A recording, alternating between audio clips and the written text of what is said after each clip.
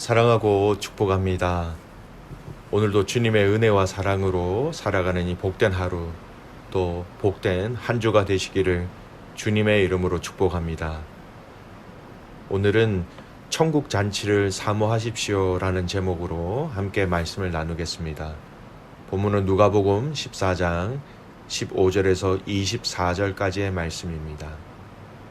함께 먹는 사람 중에 하나가 이 말을 듣고 이르되 무릇 하나님의 나라에서 떡을 먹는 자는 복되도다 하니, 이르시되 어떤 사람이 큰 잔치를 베풀고 많은 사람을 청하였더니 잔치할 시각에 그 청하였던 자들에게 종을 보내어 이르되 오소서 모든 것이 준비되었나이다 하매 다 일체하게 사양하여 한 사람은 이르되 나는 밭을 샀음에 아무래도 나가 보아야 하겠으니 청컨대 나를 양해하도록 하라 하고, 또 한 사람은 이르되 나는 소 5 겨리를 샀음에 시험하러 가니 청컨대 나를 양해하도록 하라 하고, 또 한 사람은 이르되 나는 장가 들었으니 그러므로 가지 못하겠노라 하는지라. 종이 돌아와 주인에게 그대로 고하니 이에 집주인이 노하여 그 종에게 이르되 빨리 시내의 거리와 골목으로 나가서 가난한 자들과 몸 불편한 자들과 맹인들과 저는 자들을 데려오라 하니라. 종이 이르되 주인이여 명하신 대로 하였으되 아직도 자리가 있나이다. 주인이 종에게 이르되 길가 산 울타리 가로 나가서 사람을 강건하여 데려다가 내 집을 채우라. 내가 너희에게 말하노니 전에 청하였던 그 사람들은 하나도 내 잔치를 맛보지 못하리라 하였다 하시니라. 아멘. 오늘 본문은 어제 본문과 같은 장소에서 일어난 일입니다. 바리새인 지도자 집에 떡을 드시러 가셨을 때 예수님의 교훈을 듣고 있던 한 사람이 하나님의 나라에서 떡을 먹는 자는 복되도다 이렇게 말합니다. 그러자 예수님이 이 하나님 나라의 떡을 먹는 자가 어떤 자들인지 그 의미를 비유를 들어 설명하고 계시는 것이지요. 오늘 이 본문을 이해하는데 장소가 어디인지를 확인하고 아는 것은, 또 모여있는 사람들이 누구인지 아는 것은 이 예수님이 하신 이 비유의 말씀을 이해하는데 무척이나 중요합니다. 조금 전에 말씀드린 것처럼 여러분, 이 장소는 어떤 장소입니까? 바리새인 지도자의 집입니다. 여러분, 이곳에 모여있는 사람들을 한번 상상해 보십시오. 바리새인 지도자의 집이라 이렇게 생각하면요, 오늘 읽었던 이 본문에 나온 비유의 말씀처럼 가난한 자, 몸 불편한 자, 맹인들, 저는 사람들은 아마도 전혀 초대받지 못하였다라는 것을 알아야 합니다. 물론 어제 말씀해 보면 수정병 든 환자가 있었지만 많은 학자들은 이 환자는 바리새인들이 예수님을 시험하기 위해서 책 잡기 위하여서 그를 부른 것이다 이렇게 해석을 합니다. 어쨌든 여러분, 그곳에 모여있는 사람이라면 적어도 초대한 바리새인의 그 위상에 걸맞는 자들이었다라는 것입니다. 오늘 이 주제의 말씀으로 비유하신 것은 바로 이 바리새인 또는 그와 같은 자들, 즉 하나님 나라에 먼저 초대되었지만 그들은 다른 곳에 관심이 있었지 이 정함에 전혀 관심이 없는 사람들로 그들의 위선 또는 그들의 무관심, 그들이 예수님에 대한 믿음 없음을 이 비유를 통하여서 지적하신 것입니다. 자, 이러한 내용을 본문을 통하여 조금 더 살펴보겠습니다. 비유의 첫 스토리는 이렇게 시작하지요. 어떤 사람이 잔치를 베풀고 많은 사람들을 청하였습니다. 그리고 때가 되었을 때 준비되어서 참석하라 이렇게 시작된다라는 의미겠지요. 종을 보내었습니다. 그러자 다들 자신이 우선하는 일들이 있어서 참석하지 못하겠다 이렇게 이야기합니다. 그 참석하지 못하겠다, 세 부류의 사람이 나오죠. 첫 번째, 거절하는 사람은 무엇입니까? 그 사람의 거절 이유는 거절의 이유라기보다도 변명이지요. 새로 밭을 샀기 때문에 그것을 보기 위하여 그곳에 가야 한다는 것입니다. 이 사람은 밭을 새로 사기 위해서 나간 것 또 그것을 보기 위해서 여러분 이미 산 밭이 어떠한가 둘러보기 나갔다라는 것이죠. 여러분 곰곰이 한번 생각해 보십시오. 우리가 물건을 사기 전에 먼저 꼼꼼하게 보고 점검하지요. 그렇지 않고 어떻게 물건을 살 수 있겠습니까? 이 당시에 여러분 밭이라는 것은 그 사람의 이 경제적인 수입 또는 먹고 살아가기 위한 가장 중요하고 본질적인 중요한 것인데, 그것을 어떻게 미리 사전에 꼼꼼히 점검하지 않고 이 밭을 살 수 있었겠습니까? 이미 볼 것들은 다 보고 다른 밭들과 비교해 보기도 하고 고민하다가 밭을 사는 것이 일반적이지요. 따라서 이 밭을 둘러보는 것은 별로 이 중대한 일이 될 수 없는 것이었습니다. 이미 해버린 것이죠. 이것은 잔치에 불참하기 위한 사소한 핑계거리밖에 지나지 않는다는 것입니다. 두 번째 거절하는 사람은 이렇게 또 핑계를 드립니다. 소를 5결이나 샀는데 이 소를 시험하러 가니까 참석할 수 없다라는 것입니다. 여러분, 결이라는 것은 쌍을 얘기합니다. 커플이죠. 둘. 그래서 마리수로 따지면 10마리의 소입니다. 여러분, 그 당시 이 10마리라는 소는요, 상당히 많은 가치를 가지고 있었습니다. 이 가치가 높은 10마리 소를 구입하는데 여러분, 그냥 겉만 보고 아니면 구두로만 보고 대화를 하며 이 10마리 소를 구입하였을까요? 절대 아닙니다. 확인하고 또 확인하고 소의 건강으로부터 시작해서 소가 모든 일들을 잘 할 수 있는지 다 점검하고 샀을 것입니다.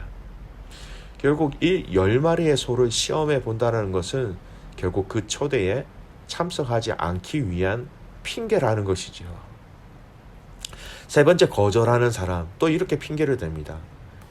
그는 자기가 장가든 자임을 이유로 들며 보통 밤 늦게까지 진행되는 이 유대의 결혼잔치에 참석하려면 아내 혼자 두어야 한다라는 점에서 잔치에 참석할 수 없다, 이렇게 이야기하고 있는 것입니다. 그러나 실제는 이것은 잔치에 참석하고 싶지 않았던 그가 초청을 고의로 거절하기 위한 단순한 핑계에 불과한 것이었습니다. 그는 그의 아내와 함께 그 잔치에 갈 수도 있었을 것이고요. 설사 아내와 함께 가지 못할지라도 단지 아내 혼자 놔두고 가지 못하겠다라는 것은 정말 핑계 중에 핑계이지요.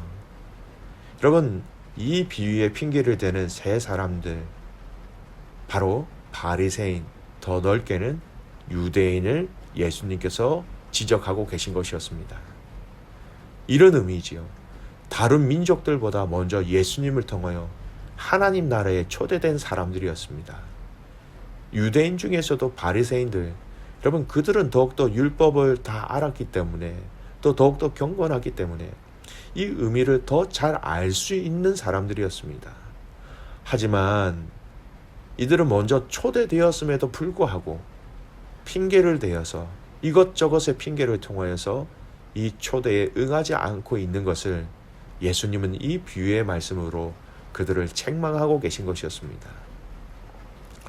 결국은 바리새인들과 유대인들, 예수님을 통해서 그들에게 보내셨던 이 천국 잔치에 대한 초대에 응하지 않고 있는 것을 말씀하신 것입니다. 여러분, 성도는 복음의 관점에서 세상을 잘 진단할 수 있어야 합니다. 세상은 예수님을 인하여서 천국으로 초대되어졌는데 수많은 핑계를 대고 세상은, 또 세상 사람들은 여러분 응하지 않고 있는 것입니다. 얼마나 많은 핑계가 있습니까? 잘 먹고 잘 살아야겠습니다. 좋은 직장, 좋은 집, 좋은 차, 좋은 환경. 여기서 우리의 우선순위가 있어서 크리스찬들이 이야기하는, 성경이 이야기하는 하나님 나라는 아직 우리에게 그렇게 매력적이지 않습니다, 이렇게 얘기하는 것입니다. 지금 이 땅이 너무나 좋습니다. 그래서 이 땅에 더 잘 살기 위해서 저는 여기에 관심이 더 많다. 세상은 그렇게 얘기합니다.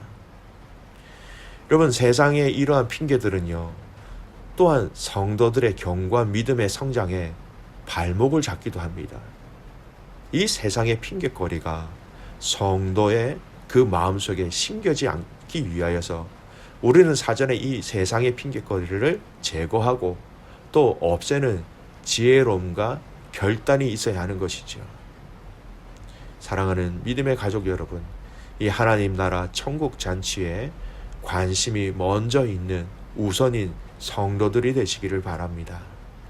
그래서 주님이 이미 저와 여러분에게 초대하신 이 잔치에 끝까지 잘 준비하여서 함께 이 잔치에 참여하는 가족들이 되셔야 하지요. 두 번째, 오늘 이 말씀 계속하신 비유를 계속 이어가고 계십니다. 초대한 사람들이 참석하지 않겠다라는 이야기를 듣자 주인이 이렇게 얘기합니다. 21절 말씀을 보십시오.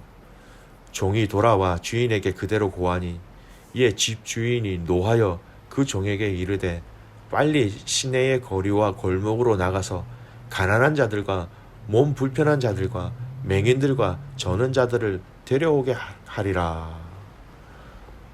주인이 종에게 말합니다. 거리에 나가서 가난한 자, 몸 불편한 자, 맹인들, 저는 사람들 이 잔치에 오게 하라.